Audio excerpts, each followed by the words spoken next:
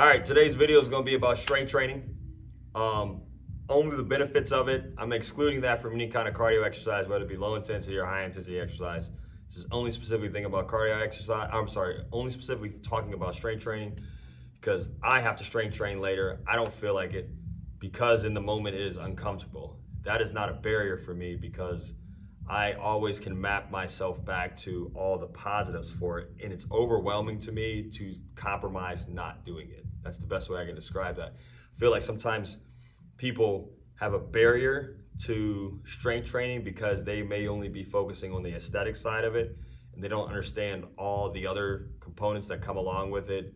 Because I think, in my head, if you knew all the other components for positive, it wouldn't be even compromised. You would always choose to strength train. So I'm gonna list 10 reasons. Number one, I'm gonna use creating mitochondria. Why is creating mitochondria good?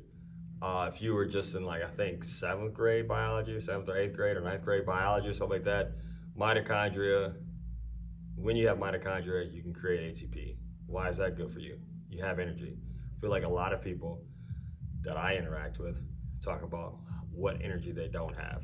I have energy because I strength train regularly. And I think my body's creating mitochondria for me, which is a good thing. So that isn't disputed at all. Create ATP, that's a positive thing. Instead of thinking, I can't do this because I don't have energy, you could maybe change your mindset and being like, well, the more I do this over a timeline, I will have more energy. In my 15 years of doing this, see that more often than not.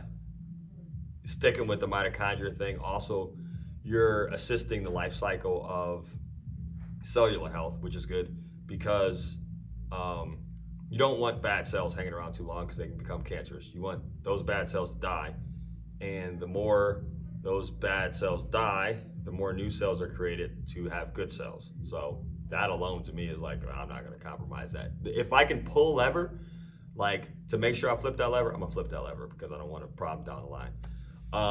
Two, which is probably the one I think about the most, is capillary formation. So new blood vessel formation, which is say if you have a set of, I'm going to use arbitrary numbers, 100 blood vessels. As you strength train, you will get more. Why is that important? Because one of the top killers, I don't know any statistics off the top of my head, but I know atherosclerotic diseases are very high in America specifically. Atherosclerotic diseases mean heart disease or stroke or aneurysm, or the precursors to them would be having high blood pressure or high cholesterol. All that is essentially what I'm going to explain of I think of it as plumbing, piping. So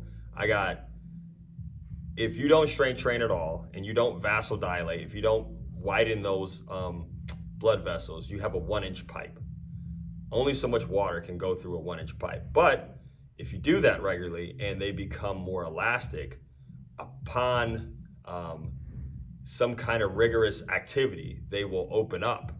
They are more elastic and 2-inch pipes, so more things can pass through. Why does that matter? Because more likely than not, if you're my age, 35, you probably have plaque on your blood vessels, unless you're a superior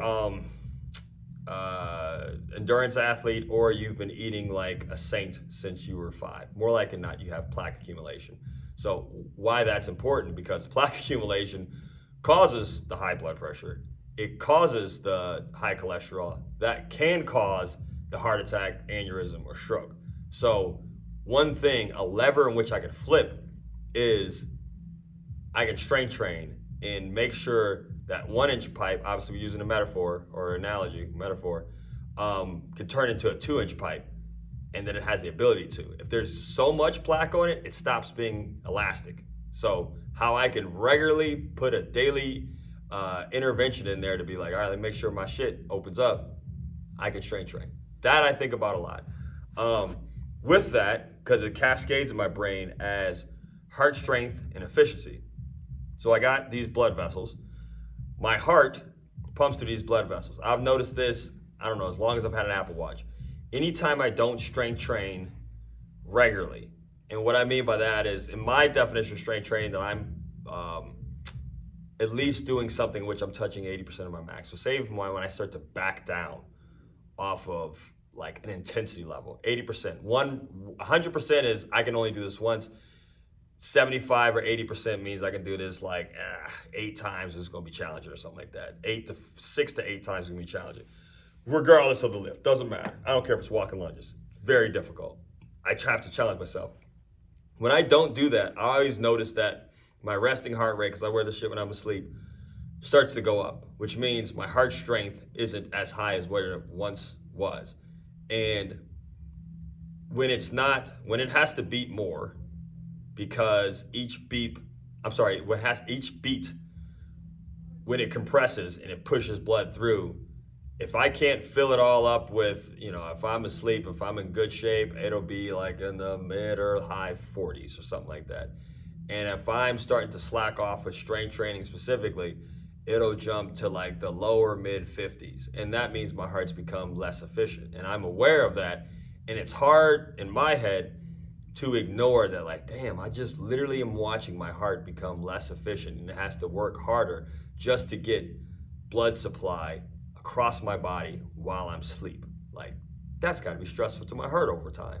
And it is. So the stronger your heart, when you can have your heart, and this is just a proxy measure, the stronger your heart, when it actually compresses and pushes everything through, like, that's better opposed to having to beat just to get something down to my toes. I'm using like really broad analogies, but something for like, I'm talking to the average person, the everyman, if you will. So I think about that. I think about my heart strength and efficiency. Number 3, still kind of in the realm of it, is when we talk about where my blood's traveling, I think about my red blood cell production going up. Why is that good? Is because I'm carrying more oxygen. If I'm carrying more oxygen to areas, especially like my organs and stuff like that, my organs have a better shot at being healthier.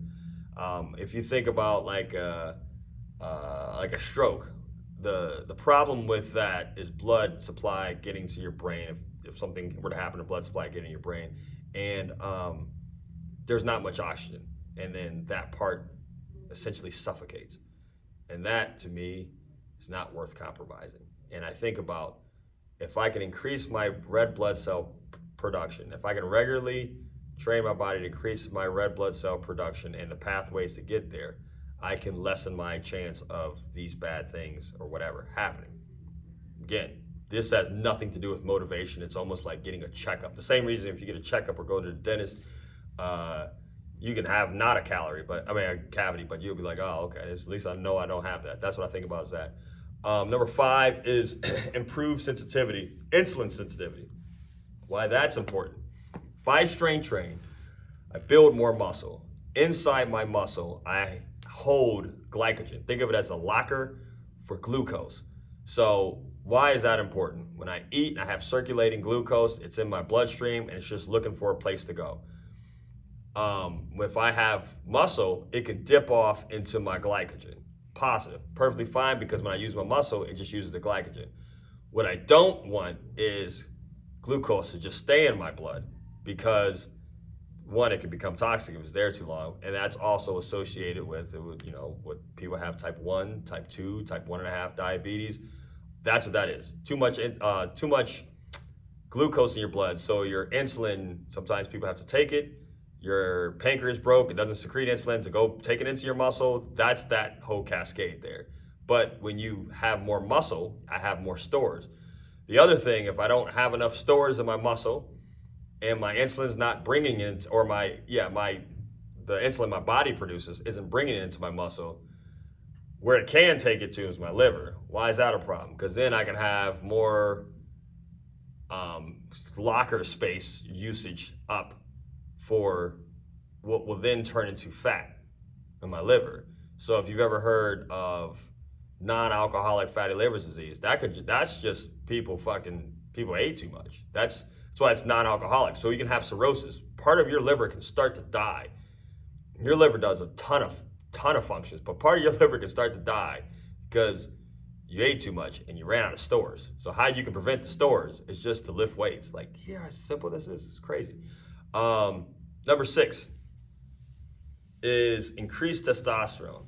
I'll specifically address women and why that's important first, and then the men's going to be like a layup. Like that one's pretty easy. But for women, why does that matter? Is because of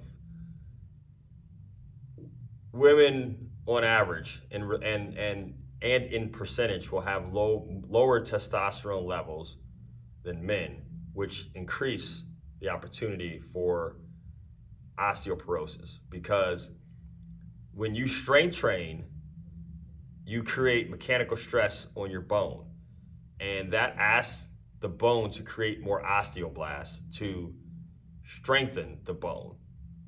So when you have osteopenia or osteoporosis, you don't have as much as that. But what strength training does is ask it to happen, ask it to be created. So like that's a positive right there, because I think even still that, like, I forget what age, 50s, 60s, something like that you're going to start having a higher opportunity for osteoporosis. At least like our mother's generation, stuff like that. I think generally speaking, women strength train more than they ever have in history. But beyond that, something that could affect the woman between 20 to 50, stuff like that, is when you have stimulated levels of testosterone, that balances estrogen and progesterone, because they all work in a symphony, a harmony, whatever way you want, whatever makes more sense together. So if you have lower levels of estrogen, because they kind of follow each other, if you increase your levels of testosterone, estrogen follows. I'll make an adjustment, and this is my transition over to guys. So guys, when they, like, say if I'm a bodybuilder and I decided to start using testosterone amongst other things and stuff like that, when they come off that stuff, their problem is they have higher estrogens. That's when they'll start to have gynecomastia, which is what, like, if I was I call it bitch tits. Like, that's what that happens, because they have higher levels of estrogen, because their body was saying we got more testosterone, and that's why, like, part of the reason why there's so much testosterone replacement therapies out there, but not because there's so many bodybuilders. But when there's high levels of estrogen happen, it'll start to present. So when you're thinking about testosterone, you always have to think about the other hormones that follow that. So for women, I think women think about hormones more than guys do. So that should be a reason of, like, hormone balance and not only your bones. For guys, test is good because of, like, shit, you can go just sexual function. Like, what is it? It's like a quarter of guys under 40 take dick pills, which is crazy. Like, you could just do squats and get sleep and eat regularly. So I'm moving on from that one. Number 7 would be increased performance at a higher intensity.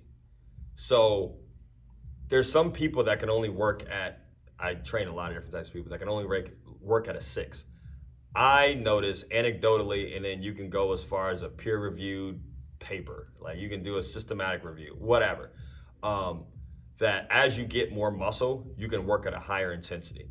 And that is positive. So in the sense of, especially when you age, and I guess this is going to leak into number 8, you can have more physical independence. I'm going to bounce back and forth between 7 and 8. If you have the ability to work at a higher performance, that means you're activating your type 2 muscle groups. That's your fast twitch. I'm sure you think fast twitch, think Usain Bolt, or think an Olympic shot putter, or think an Olympic weightlifter, not necessarily a powerlifter, but Olympic weightlifter, somebody who can, jump, you can jump real fast, jump real high or something like that. That's what you want to think. Now, how does that relate to 8? Physical independence. When you get old, you start to lose muscle, and then basically everybody's heard statistics after the age of 60, you're pretty much like dead if you fall or you break your hip or something like that. But in between that medium, if you have enough type 2 muscles that you can move fast enough that you don't fall, like, then you prevent that whole thing altogether. So if I trip, I have enough speed in my quad that I can create eccentric stress that I can stop myself, instead of being like, I couldn't even get my foot to catch myself and then fall, like that's why that matters right there.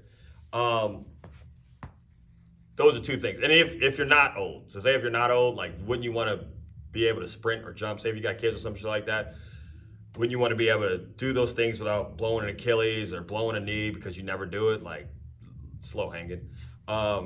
Improved body composition. Most people want to look good. And when I say most people, I understand there's a body, everybody should love their body. All right, maybe to a degree. But also, like, most people want more money. And if you look at the top of the people with the most amount of money, those are the people that augment their bodies the most because they care about their body composition. So inherently, if you dig deep down, sit down with your therapist or whatever, dig deep down, most of us want a nice body. It just takes work to get it or money. So if you don't have a bunch of money and time to take off to recover for it, get in the gym and you are taking steps to getting a body you like. That's just simple right there. And the last thing I think from 9 leading into 10 is confidence. Most times when people are putting deposits into their physical health, I've noticed this for 15 years, their confidence grows. And I think that does wonders for your mental health and cascade it all down to anything mentally. All right. So for all 10 of those reasons that I just listed, I'm gonna go work out.